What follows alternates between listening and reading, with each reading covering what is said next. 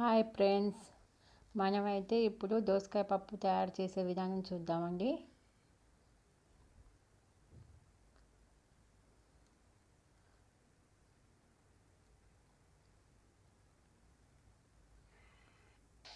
First వచ్చేసి తాలింపు వేసుకొని అందులో పచ్చిమిర్చి, ఆనియన్స్, ఎండుమిరపకాయలు, జీలకర్ర వేసుకోవాలి.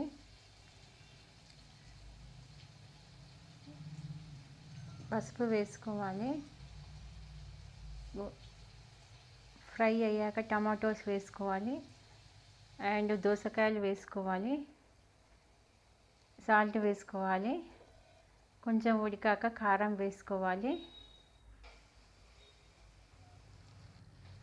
కొంచెం ఫ్రై అయ్యే విధంగా ఉడికించాలి.